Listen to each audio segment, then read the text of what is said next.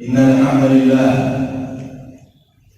نحمده ونستعينه ونستغفره ونعوذ بالله من شرور أنفسنا ومن سيئات أعمالنا من يهده الله فلا مضل له ومن يضلل فلا هادي له أشهد أن لا إله إلا الله وحده لا شريك له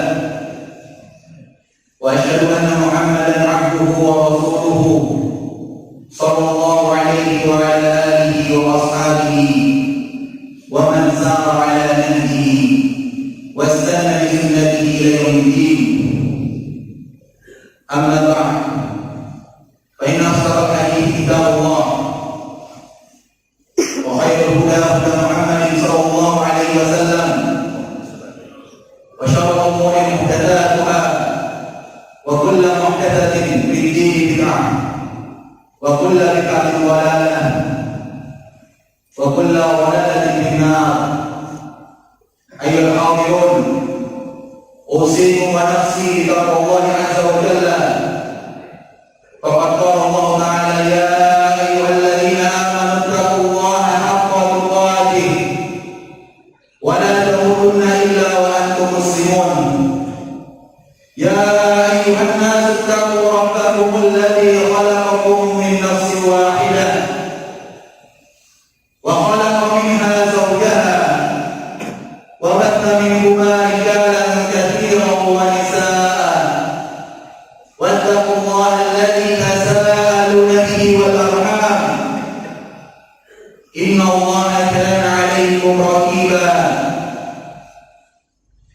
Jamaah salat Jumat yang dimuliakan Allah Subhanahu wa taala, mengawali muka ini khatir ingin mengingatkan kepada diri khatir pribadi dan jemaah semuanya, mari kita sama-sama meningkatkan ketakwaan kita kepada Allah Subhanahu wa taala, yaitu dengan berusaha semaksimal mungkin menjalankan apa yang Allah Subhanahu wa taala perintahkan kepada kita dan menjauhi apa-apa yang Allah Subhanahu wa taala larang kepada kita. Dan hendaknya kita senantiasa bersyukur kepada Allah Subhanahu wa taala atas segala nikmat dan rahmat yang Allah berikan kepada kita. Kita tidak hanya bersyukur kepada Allah hanya dengan nikmat dunia yang Allah berikan kepada kita, tetapi kita juga bersyukur kepada Allah atas kemudahan yang Allah berikan kepada kita untuk senantiasa beribadah kepada Allah.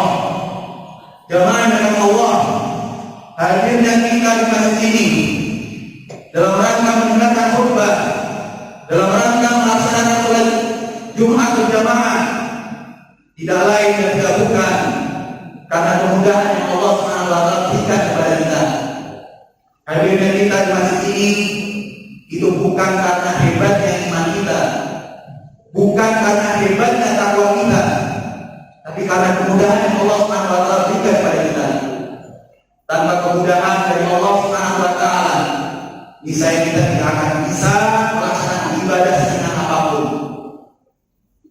Salawat serta salam semoga senantiasa tercurahkan kepada Nabi kita Nabi Muhammad SAW, sosok yang sangat mencintai kita selaku umatnya. Beliau SAW itu belum pernah berjumpa dengan kita selaku umatnya, tetapi beliau sudah merindukan untuk segera berjumpa dengan kita.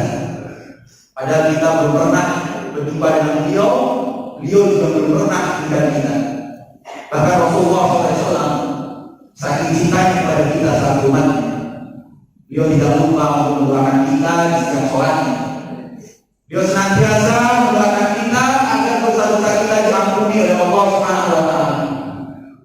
Maka pertanyaannya, apa balasan kita mencinta Rasulullah SAW? Apakah cukup kita sekedar mengaku cinta kepada Rasulullah SAW? Apakah cukup kita sekedar memuji dan memuja akhlak beliau? Hakikat cinta itu bukan sekedar memuji jemaah. Hakikat cinta adalah pembuktian. Kita buktikan apakah kita benar-benar mencintai Rasulullah SAW.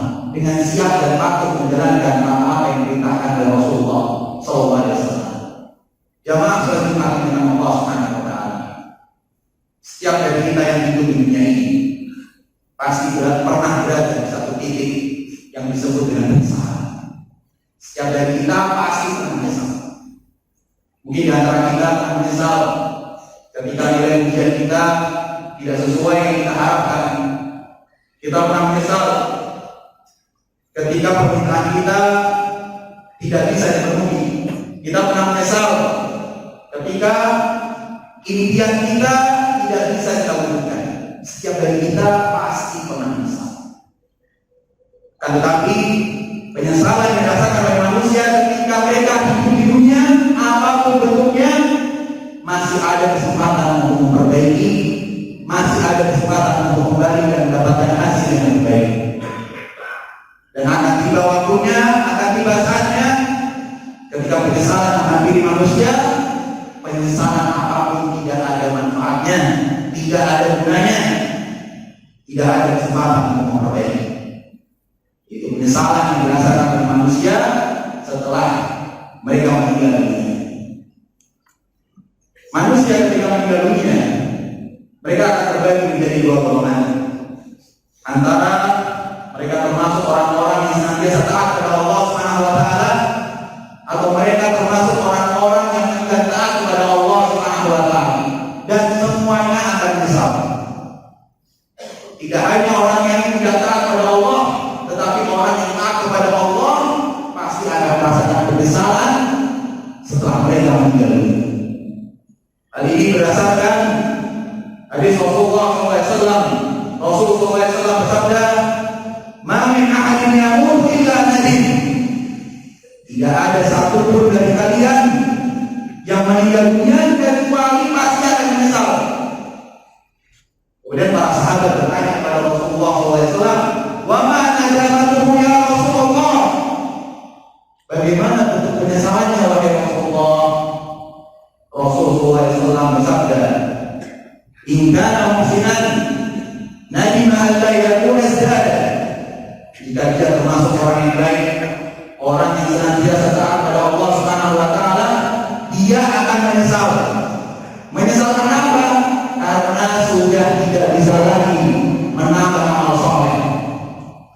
Wa in kana musian nadima an la yakuna nazar. Jika dia termasuk orang yang sudah taat pada Allah Subhanahu wa taala, sudah bermaksiat pada Allah, pastinya dia akan menyesal. Menyesal kenapa? Karena tidak mau berhenti dari maksiatan. Jadi jamaah yang Allah Subhanahu wa taala hadis ini menjelaskan bahwasanya semua manusia ketika meninggal dunia akan menyesal.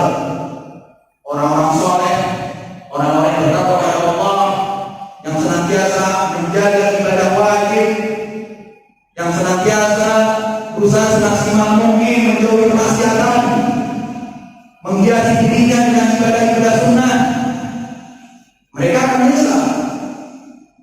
Mereka menyesal setelah mereka dijadikan surga oleh Allah Subhanahu wa taala, dimasukkan ke surga oleh Allah Subhanahu wa taala, dan mereka berharap untuk mendapatkan derajat surga yang lebih tinggi. Sudah masuk surga, tapi mereka berharap untuk mendapatkan derajat surga yang lebih tinggi. Tetapi amal solehnya tidak cukup. Mereka ingin menambah amal solehnya, sudah tidak ada kesempatan lagi untuk menambah amal soleh. Mereka akan menyesal. Terlebih lagi orang-orang yang sudah bermaksiat kepada Allah Subhanahu wa taala, orang-orang yang lalai dari ketaatan kepada Allah Subhanahu wa taala, tidak mempersiapkan bekal akhiratnya, mereka pastinya lebih menyesal dengan orang-orang yang bertakwa kepada Allah Subhanahu wa taala. Karena tadi jamaah dengan Allah Subhanahu wa taala, yang disesali oleh orang-orang yang tidak soleh, orang-orang yang senantiasa bermaksiat kepada Allah, itu bukan perkara-perkara yang dulunya mereka banggakan di dunia, enggak. Mereka tidak menyesal karena harta mereka masih kurang. Mereka tidak menyesal karena jabatan mereka masih rendah. Mereka tidak menyesal karena ambisi dunia mereka belum terpenuhi. Bukan itu yang mereka sesali. Yang mereka sesali adalah perkara-perkara yang dulu ketika mereka masih hidup sering mereka remehkan. Ada 3 hal yang akan disesali oleh orang-orang yang Yang pertama yang akan disesali oleh orang-orang yang enggak taat kepada Allah Subhanahu wa taala, yang pertama adalah mereka akan menyesal karena tidak memperhatikan perkara sholat.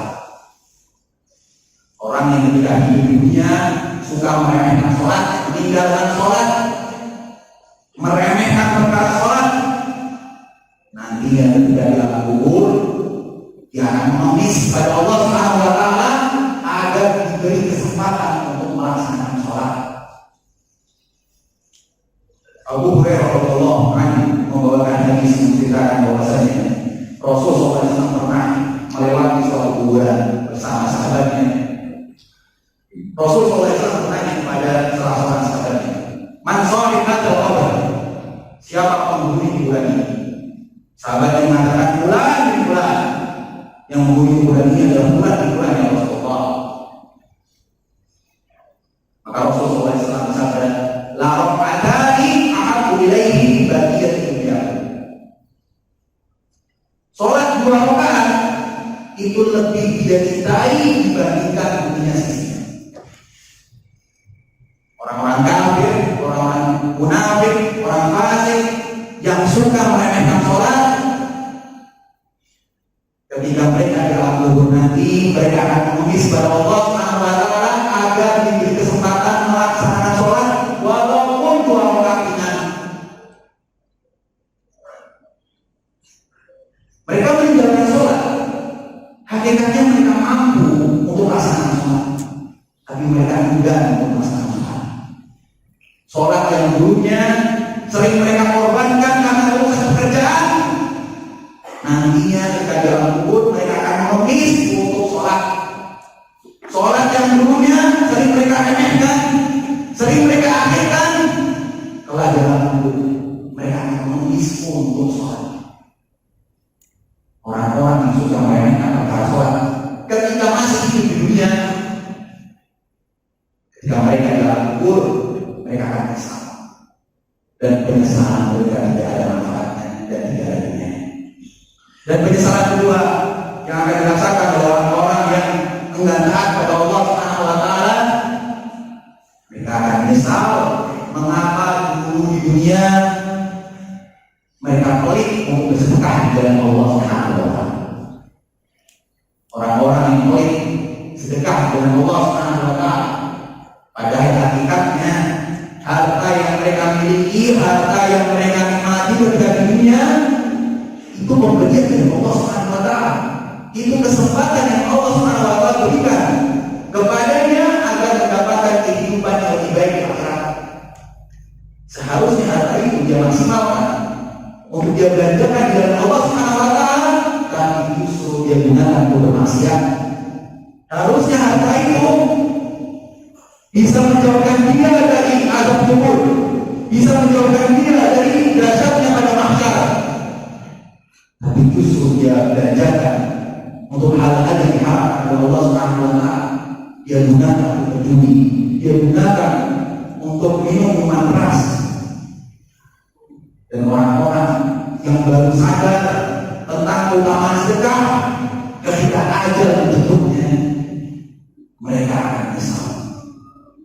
Bahkan dalam Al-Quran jelaskan bahwasanya orang-orang yang baru sadar tentang keutamaan sedekah, ketika ajal sudah menjemputnya, dia akan mengemis pada Allah Subhanahu wa taala agar kematiannya ditunda.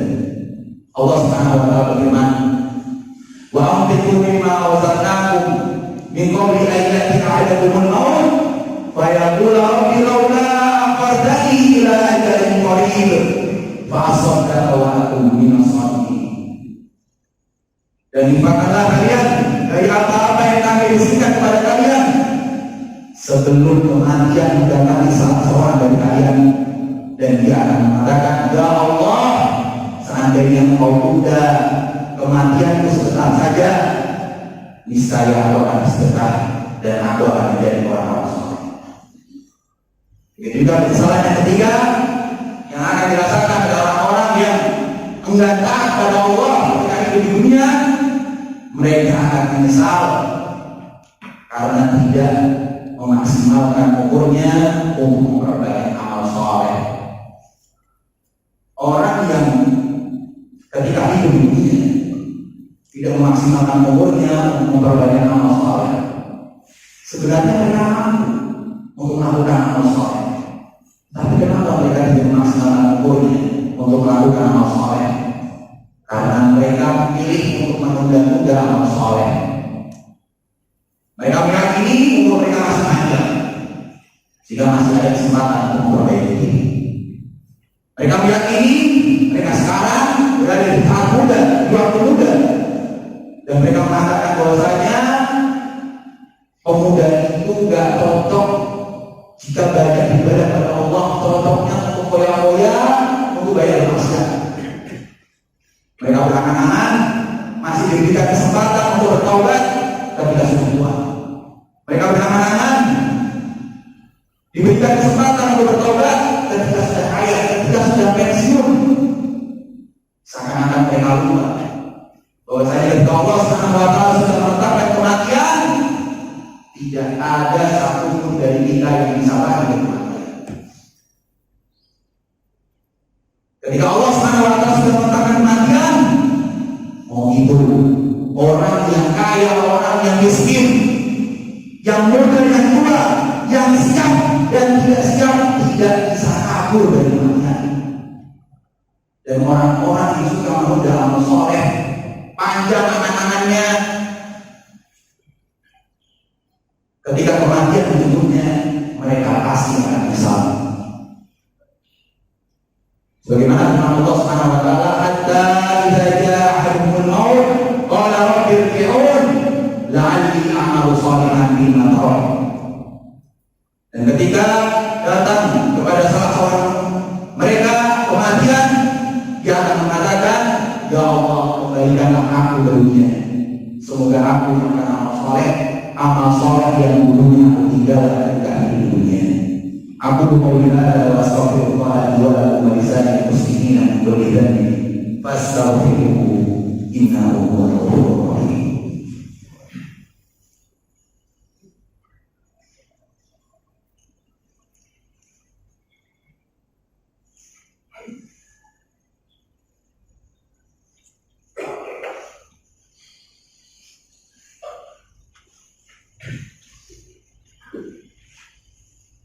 Alhamdulillah rabbil alamin wa bihi nasta'inu ala umuri din.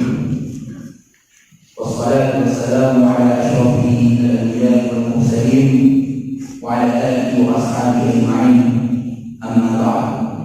Ayyuhal hadirun, usikum wa nafsi bi taqwallahi azza wa jalla faqad faza al-muttaqun. Jemaah sekalian Allah Subhanahu wa Ta'ala, setelah itu pertama kami menjelaskan ada tiga bentuk penyesalan yang akan dirasakan oleh orang-orang yang tidak mau taat kepada Allah Subhanahu wa Ta'ala ketika hidup di dunia. Karena di khutbah kedua ini kami akan menjelaskan bagaimana caranya supaya kita tidak menyesal. Salah satu caranya supaya kita tidak menyesal ketika kematian menjemput kita harus meningkatkan rasa cinta dan rasa takut kita kepada Allah Subhanahu wa Ta'ala.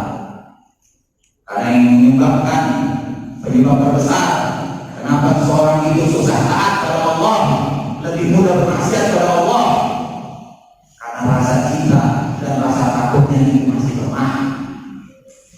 Dan bagaimana cara kita untuk meningkatkan rasa cinta kita dan rasa takut kita kepada Allah? Caranya kita harus semangat untuk ilmu agama. Karena dengan menuntut ilmu agama kita akan semakin mengenal Allah Subhanahu wa Ta'ala. Ketika kita semakin mengenal dengan Allah Subhanahu wa Ta'ala, maka kita akan semakin mencintai Allah. Kita akan semakin takut kepada Allah Subhanahu wa Ta'ala. Maka jangan sampai kita ini menyangka kita bercita-cita masuk surga, tapi kita tidak mempersiapkan bekal ilmu yang cukup untuk masuk surga. Padahal ketika kita ingin mendapatkan kursi kosong di perusahaan yang kita ingin mendapatkan profesi yang kita impikan, kita mempersiapkan bekal ilmu dengan sangat maksimal. Kita sekolah dari SD, SMP, SMA, nggak cukup SMA, lanjut lagi S1, nggak cukup S1, lanjut lagi S2, nggak cukup S2, lanjut lagi S3, hanya untuk mendapatkan satu kursi kosong di perusahaan apapun kita. Tapi untuk masuk surga, kita nyantai-nyantai aja, yang mempersiapkan ini. Cara sholat kita belum memahami, cara wudhu masih banyak salah. Kemudian kita berangan-angan untuk masuk surga. Apakah kita menyangka harga surga itu lebih murah daripada harga dunia? Jemaah Allah, kehidupan di akhirat itu lebih kekal dibandingkan kehidupan di dunia. Maka ketika kita maksimal untuk mempersiapkan kehidupan yang baik di dunia, maka kita harus maksimal, harus lebih maksimal untuk mempersiapkan kehidupan yang baik di akhirat. Wal akhiratu khairun wa abqa.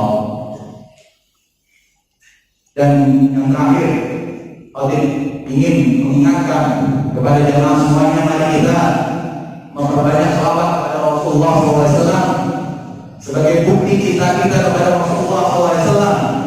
Allah Subhanahu wa taala berfirman, "Inna Allah wa malaikatahu yusholluna 'alan nabi, ya ayyuhalladzina amanu shallu 'alaihi wa sallimu taslima."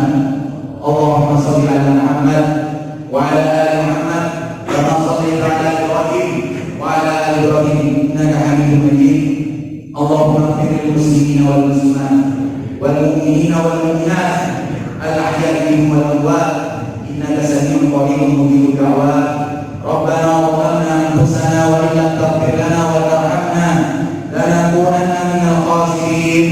Rabbana la tuzigh qulubana ba'da idh hadaytana wa hab lana min ladunka rahmah innaka antal wahhab. Rabbana atina fid dunya hasanah wa fil